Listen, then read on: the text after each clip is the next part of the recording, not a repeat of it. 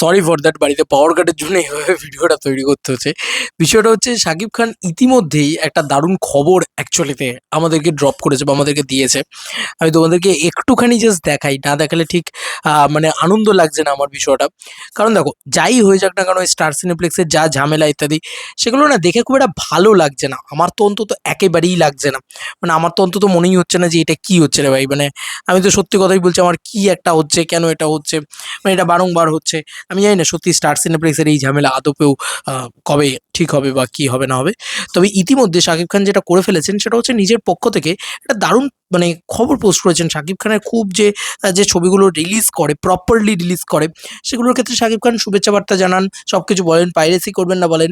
এবারে না শাকিব খান, আমি দেখতে পাচ্ছি যেটা, বিদেশকে টার্গেট করছেন। মূলত বাইরের দেশের, বাইরের কান্ট্রিগুলোকে টার্গেট করছেন যে দেশে বিদেশে মানুষজন খুব ভালো কথা বলেছে। এই কথাটা কিন্তু মেগাস্টার শাকিব খান বলছেন। আমি জাস্ট শোনাই তোমাদেরকে। আপনার পাশের প্রেক্ষাগৃহে ওয়েট, প্রথম থেকে শোনাই। সবাইকে পবিত্র ঈদুল আজহার অনেক অনেক শুভেচ্ছা।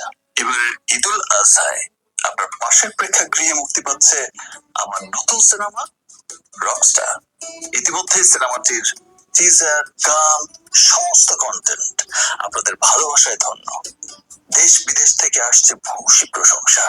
তাই এবারের ঈদ আনন্দে আপনাদের পরিবার পরিজন, স্বজন, বন্ধু বান্ধব সবাইকে নিয়ে একসাথে উপভোগ করুন রকস্টার।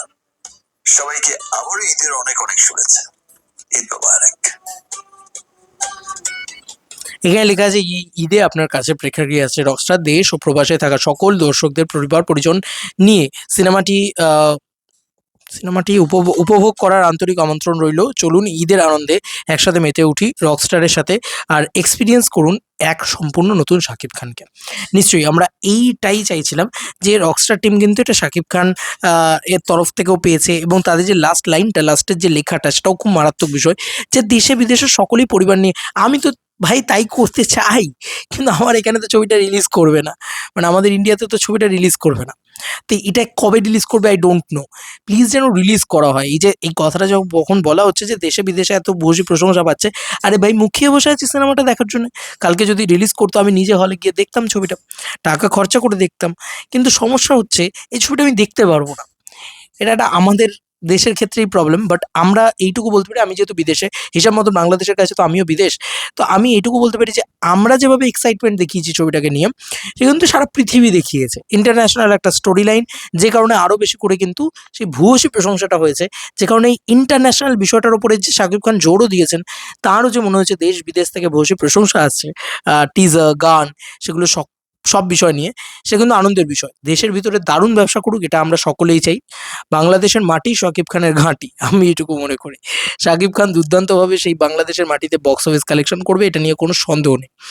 এটা আমরা দেখতেই পেয়েছি, প্রিভিয়াস কাজগুলোর ক্ষেত্রেও দেখতে পেয়েছি। কিন্তু এখন বড় বিষয়, রকস্টারের মতন ছবির ক্ষেত্রে আন্তর্জাতিক রিলিজটা খুব ইম্পর্ট্যান্ট। যতটা রিলিজ আমেরিকাতে ইম্পর্ট্যান্ট, ততটা রিলিজ ইন্ডিয়াতেও ইম্পর্ট্যান্ট, যাতে আমরাও দেখতে পাই। দেখা যাক বাদবাকি তোমাদের কার কি মতামত, এন্টায়ার ভিডিওটাকে নিয়ে জানিও কমেন্ট সেকশনে।